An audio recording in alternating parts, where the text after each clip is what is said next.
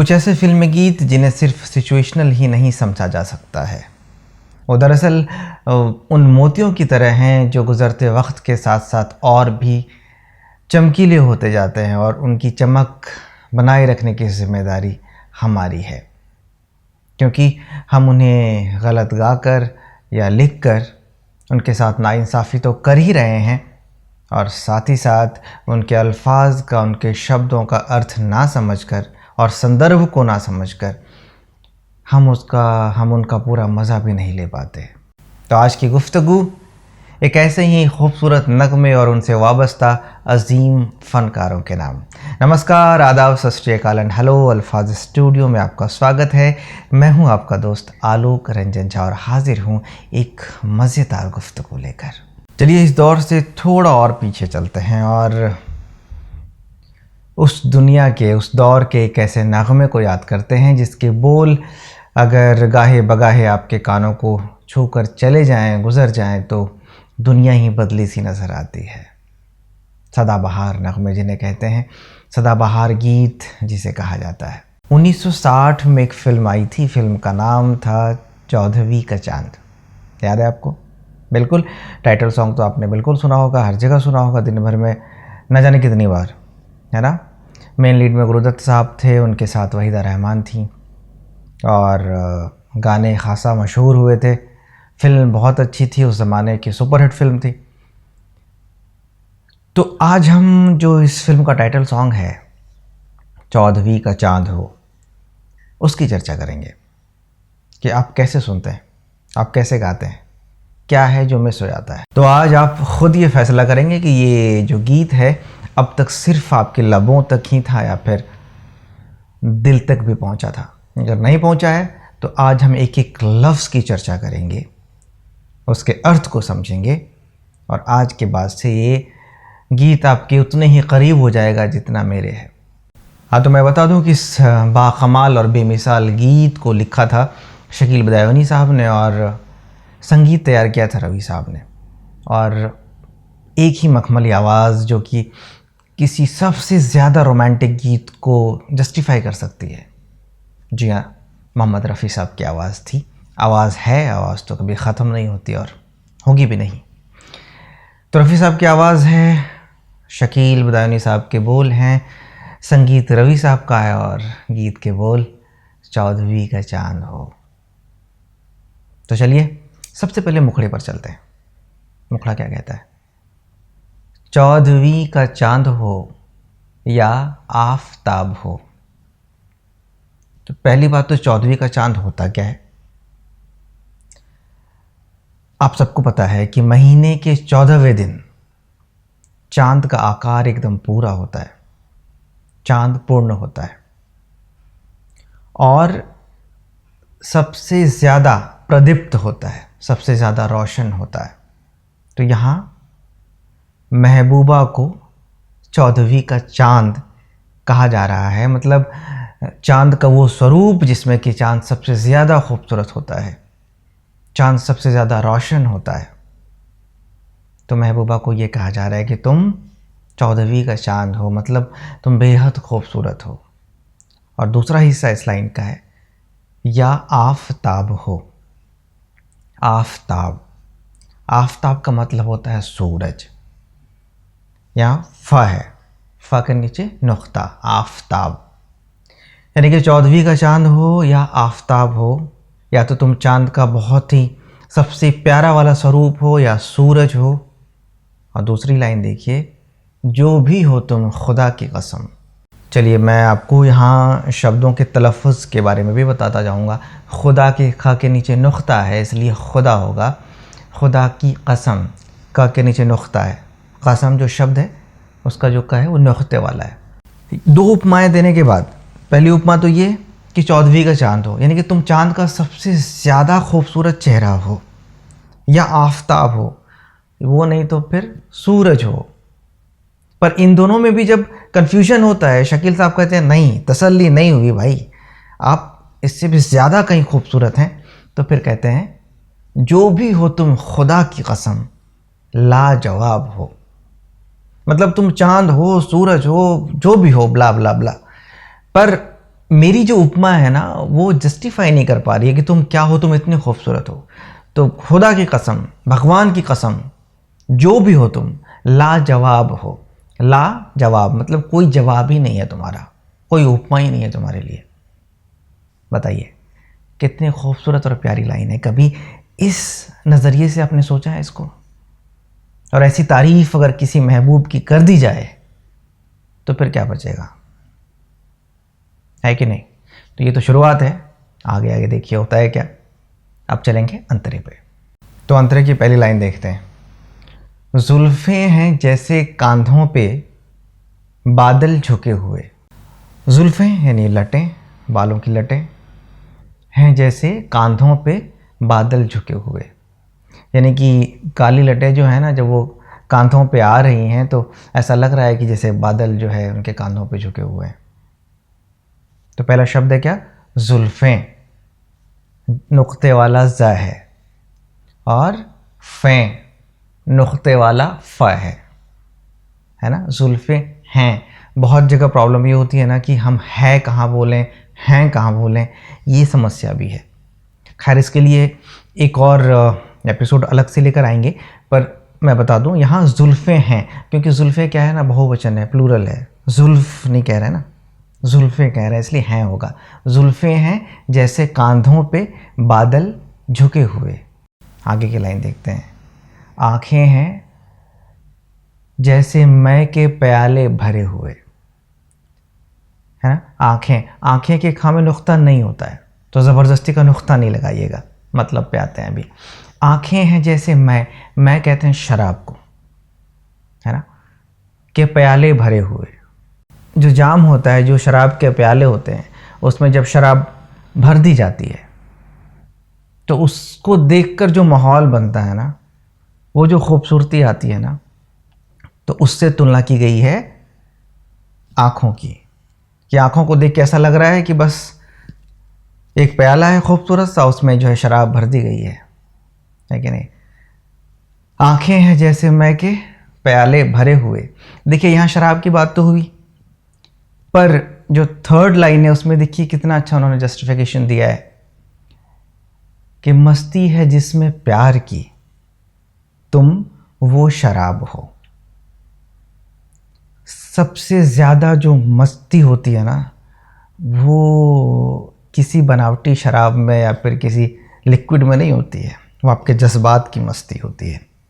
और प्यार जो है ना, वो एक इमोशन है, वो जज्बात है। और ये हर किसी को पता है कि लोग, इंसान जो है प्यार में कुछ भी कर बैठता है, कुछ भी कर बैठता है। प्यार का नशा ऐसा होता है, इश्क का जो नशा है वो ऐसा होता है। तो मस्ती है जिसमें प्यार की, तुम वो शराब हो। मतलब जिसने तुमको होंठ लगाया, जिसने तुमको पीने की कोशिश की, वो जज्बाती कुछ भी कर बैठेगा, है कि नहीं। कहते हैं ना कि पत्थर को खुदा करता है इश्क, तो ये जज्बा है। ये लाइन साधारण नहीं है। कहते हैं ना कि कभी कभी हम शायरों को पढ़ के, उनके अशार, उनके कलाम, उनके शेर पढ़ के अपनी ज़िंदगी में प्रेरणा लेते हैं और ऐसा कुछ कर जाते हैं कि ख़ुद को यकीन नहीं होता कि ये 4 लाइनें या 2 लाइनें जो है इतना बदलाव ला सकती हैं। तो इसी पॉइंट पे आ रहा हूँ, फिर से देखते हैं अंतरा कि जुल्फ़ें हैं जैसे कांधों पे बादल झुके हुए, है ना। जुल्फ़ों, ज़ और फ़ा, ये दोनों जो अक्षर हैं, ये दोनों जो लेटर्स हैं, इसका ध्यान रखिएगा। जुल्फ़ें। आँखें हैं जैसे मय के प्याले भरे हुए। एक शराब का प्याला जिसमें कि छलकती शराब यानी भरी हुई शराब, लबालब, उसकी तुलना आँखों से की गई है। और तीसरी लाइन कहती है कि मस्ती है जिसमें प्यार की, तुम वो शराब हो। ठीक है, तो यहाँ बात सीधे उस जो लिक्विड शराब की हो रही थी, वहाँ से जज्बाती शराब की बात हो रही है, प्यार की बात हो रही है। और फिर कहते हैं कि 14वीं का चांद हो या आफताब हो। तो चलिए आइए दूसरे अंतरे का रुख करते हैं। दूसरे अंतरे की पहली लाइन है, चेहरा है जैसे झील में हंसता हुआ कंवल। कंवल कहते हैं कमल के फूल को, कमल का फूल। अब सोचिए कि एक शांत झील, बड़ी सी, निर्मल सी, प्यारी सी, उसमें इतराता एक कमल का फूल। और यहाँ जो शकील साहब ने जो नायिका की तुलना की है चेहरे की, उसी कमल के फूल से, है कि नहीं, जो कि अपने आप को मुमताज़ समझता है, जो अपने आप को ख़ास समझता है, जो अपने आप को हर किसी से अलग समझता है और इतराता रहता है। वो जो भी छोटी बड़ी लहरें आती हैं जाती हैं उसके ऊपर वो कमल का फूल जो है वो इठलाता रहता है, इतराता रहता है। तो उसी की तुलना, उसी से तुलना की है इसमें चेहरे की। और दूसरी लाइन देखिए कि या ज़िंदगी के साज पे छेड़ी हुई गज़ल। ज़िंदगी में ज़ है, नुक्ते वाला ज़, साज में भी ज़ है, नुक्ते वाला ज़, और गज़ल ग के नीचे नुक्ता है, ज़ के नीचे नुक्ता है। तो दूसरी लाइन हो गई क्या कि या ज़िंदगी के साज पे छेड़ी हुई गज़ल। ठीक है, अभी तक तो अभी जो हमने बताया वो उसका टेक्निकल डिस्क्रिप्शन था। अब चलिए मतलब समझते हैं। गज़ल की परिभाषा होती है सुखन अज़नाने गुफ्तन, यानी महबूबा से की गई बातचीत। तो ये तो परिभाषा है, पर कहते हैं कि गज़ल हर मामले में खूबसूरत होती है ना। चाहे गम दौरा हो, चाहे गम जाना हो, कुछ भी हो, कोई भी गम की बात हो, खुशी की बात हो, मोहब्बत की बात हो, इश्क की बात हो, अगर गज़ल है तो वो खूबसूरत है, क्योंकि गम भी खूबसूरत होते हैं, है कि नहीं। अब देखिए ज़िंदगी के साज पे, ज़िंदगी के साज पे मतलब साज बोलते हैं म्यूज़िकल इंस्ट्रूमेंट होता है ना, कोई भी म्यूज़िकल इंस्ट्रूमेंट, उसको कहते हैं साज। लाइफ को इन्होंने क्या माना है, एक म्यूज़िकल इंस्ट्रूमेंट माना है। और म्यूज़िकल इंस्ट्रूमेंट क्या करता है, वो धुन बनाता है, वो संगत करता है। आप जो धुन बनाते हैं उसकी संगत करता है, वो आपको डायरेक्शन देता है कि आपको कैसे गाना है। तो ज़िंदगी के साज पे छेड़ी हुई गज़ल, एक तो गज़ल पहले से ही खूबसूरत है, और अगर खूबसूरत चीज़ को अपनी लाइफ में आप मिला दे, अपनी ज़िंदगी से मिला दे, तो ज़िंदगी खूबसूरत हो जाएगी, है कि नहीं। अरे भाई, जब शक्कर को आप पानी में मिला दीजिए तो वो शरबत बन जाता है, पानी शरबत बन जाता है। उसका जो स्वादहीनता जो थी, उसमें स्वाद नहीं था, वो पानी मीठा हो गया है। तो वही सीधी सी बात यहाँ है। आपकी ज़िंदगी चाहे जैसी भी हो, एक धुन तो है, एक लय तो है, उसमें चल तो रही है। अब ज़रूरत क्या है उसमें मिलाने की कुछ, तो क्या मिला दिया आपने, एक गज़ल मिला दी आपने। और ये जो कॉम्बिनेशन बना ना, इसकी तुलना की गई महबूबा से। चेहरा है जैसे झील में हंसता हुआ कमल, या ज़िंदगी के साज पे छिड़ी हुई गज़ल। तीसरी लाइन है कि जाने बहार, जान ए बहार। यहाँ जो है ए जो है ना, जहाँ ए या ओ लगाते हैं, मैं बताऊँगा कि इजाफती लफ्ज़ क्या होते हैं या फिर कैसे ऐड करते हैं, कैसे मतलब बदलता है। तो जान ए बहार का मतलब हुआ बहार की जान, एक संबोधन है प्यार से किया हुआ। बहार का मौसम मतलब कि सब कुछ फ़ज़ा पूरी बदल जाती है, माहौल खुशनुमा हो जाता है। तो वो बहार की विशेषता वो है, पर ये बहार की भी जान है। ये जो मोहतरमा है, ये जो महबूबा हैं, वो बहार की भी जान है। तो कहते हैं शकील साहब कि जाने बहार तुम किसी शायर का ख्वाब हो। शायर का कोई ख्वाब अगर किसी फ़न का रूप लेकर के आपके सामने आता है तो वो शायर का रहता ही नहीं है, वो आप अपनी ज़िंदगी में उसको लेकर आते हैं, क्योंकि आपको लगता है कि नहीं, यही ये बात है जो मैं भी कहना चाहता था, पर अभी तक, या चाहती थी पर अभी तक नहीं कह पाई थी। तो यहाँ ख्वाब जो है, मैं तलफ़ुज़ की बात करूँ तो ख के नीचे नुख्ता है, ख्वाब कहिएगा उसको। अब तलक अगर गलत गाते आ रहे हैं तो अब मत गाइएगा। इतना खूबसूरत गाना है, इतनी प्यारी रचना है कि क्या गाया है रफ़ी साहब ने, क्या लिखा है, क्या कंपोज किया है। मत गाइए गलत। ख्वाब है, ख के नीचे नुख्ता लगा दीजिए। जाने बहार तुम किसी शायर का ख्वाब हो, 14वीं का चांद हो या आफताब हो। अब तीसरे अंतरे की जानिब चलते हैं। पहली लाइन है कि होठों पे खेलती हैं तबस्सुम की बिजलियाँ। पहले मतलब समझें। तबस्सुम बोलते हैं मुस्कुराहट को, स्माइल को, है ना। होठों पे खेलती हैं तबस्सुम की बिजलियाँ, मतलब जो उनकी मुस्कुराहट है वो ऐसी लगती है जैसे कि बिजलियां चमक रही हों होठों पे। दूसरी लाइन है, सजदे तुम्हारी राह में करती है कहकशां। पहले मतलब समझें। सजदा बोलते हैं झुककर ज़मीन पर बैठकर इबादत करना, पूजा करना, चाहे आप अल्लाह के नाम पर करें, ईश्वर के नाम पर करें या किसी के नाम पर करें, तो सजदा करना बोलते हैं उसको। तो यहाँ सजदे तुम्हारी राह में करती है कहकशां। कौन कर रही है सजदा? कहकशां। तो कहकशां कौन है भाई? कहकशां बोलते हैं आकाशगंगा को, गैलेक्सी को। और गैलेक्सी में क्या क्या होता है? चंद्रमा, सितारे, ग्रहों का समूह, जो पूरी आकाशगंगा है ना, जो पूरी ऊपरी महफिल है। तो शकील साहब कह रहे हैं कि ये जो पूरी आकाशगंगा है ना, ये जो तारे हैं, चांद है, ये जो ग्रह समूह है, ये सभी तुम्हारे कदमों के पास झुककर, तुम्हारे सामने झुककर जो है तुम्हारी इबादत कर रहे हैं। और तुमसे बढ़कर कौन है? सजदे तुम्हारी राह में करती है कहकशां। अब तीसरी लाइन देखिएगा, दुनिया ए हुस्न इश्क का तुम ही शबाब हो। थोड़ा सा आपको लग रहा होगा टफ कुछ नहीं है, कुछ इजाफा करके जो है 2-3 लफ्ज़ को जोड़कर एक बड़ा अल्फाज बनाया जाता है, एक फ्रेज़ बनाया जाता है। और ए और ओ का यही मतलब है। ओ मतलब जहाँ ओ ऐड होता है मतलब और होता है, ए मतलब का। कैसे मैं बताता हूँ। तो दुनिया ए हुस्न इश्क, तो इसका सेकंड पोर्शन लीजिए, क्या है? हुस्न ओ इश्क, मतलब हुस्न माना खूबसूरती और इश्क मतलब इश्क या प्यार। तो खूबसूरती और प्यार सेकंड पोर्शन का मतलब है। अब दुनिया ए ऐड कर दीजिए, जोड़िए, मतलब हुस्न और इश्क की दुनिया, यानी इस फ्रेज का मतलब हुआ हुस्न और इश्क की दुनिया। अब पूरी लाइन का मतलब समझिए, दुनिया ए हुस्न इश्क का तुम ही शबाब हो। शबाब कहते हैं जवानी को, एक्सट्रीम को, मतलब जिस समय हम चरम पे होते हैं। कहते हैं ना महफिल शबाब पर थी, उसका हुस्न शबाब पर है, मतलब उससे ज़्यादा नहीं हो सकता, है ना। एक उम्र होती है जवानी की, उससे ज़्यादा जवान हम नहीं हो सकते, फिर ढलना शुरू होता है। एक माहौल की उम्र होती है कि नहीं? हर चीज़ की एक शोहरत की उम्र होती है, उसको कहते हैं शबाब। नहीं, उससे ऊपर नहीं जा सकते। उसके बाद धीरे धीरे उसकी इस साइड भी नीचे ही जाना है, उसके उस साइड भी नीचे ही है, तो जवानी को कहते हैं। मतलब जो ये हुस्न और इश्क की दुनिया है, उसका तुम शबाब हो, उसका तुम एक्सट्रीम हो।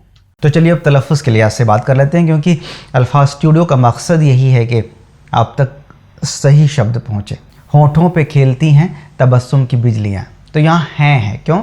क्योंकि बिजलियाँ माने प्लूरल, तबस्सुम की जो बिजलियाँ हैं वो होठों पे खेल रही हैं। इसके लिए आप जब गाएंगे तो हैं गाइएगा, है नहीं गाइएगा, है ना।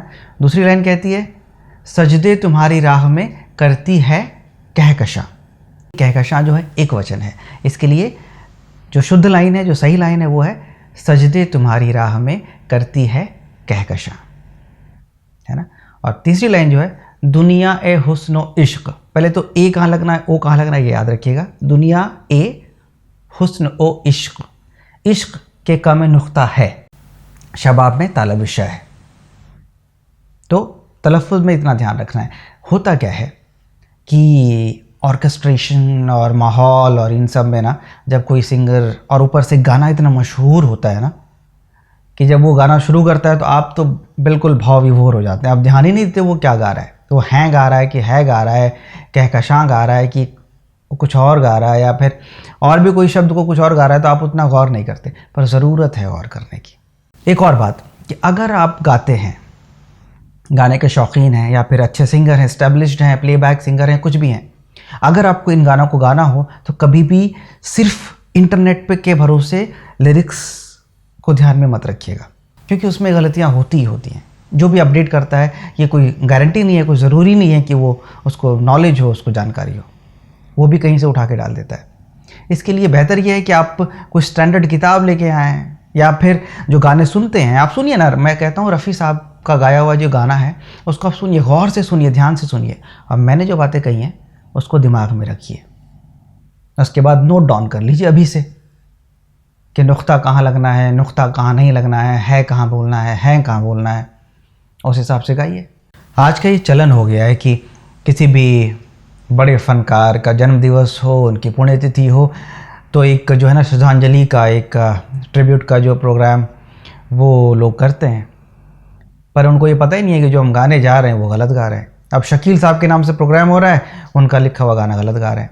साहिर साहब का प्रोग्राम हो रहा है, उनका लिखा हुआ गाना गलत गा रहे हैं। और अगर कभी सही गा भी दिया तो मतलब नहीं पता। तो साहब ये अत्याचार मत कीजिए, ये गलत काम मत कीजिए। श्रद्धांजलि का मतलब होता है कि आप उनकी इज्जत करते हैं, और इज्जत करने के लिए पहले उनको जानना ज़रूरी है।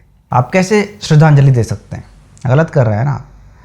तो ये जो गानों पे चर्चा का जो सिलसिला हमने शुरू किया है, इसका मकसद यही है कि जो गाने जो है ज़्यादातर गाए जाते हैं स्टेज पे, हम उसकी चर्चा करेंगे कि आप कहाँ गलत गा रहे हैं।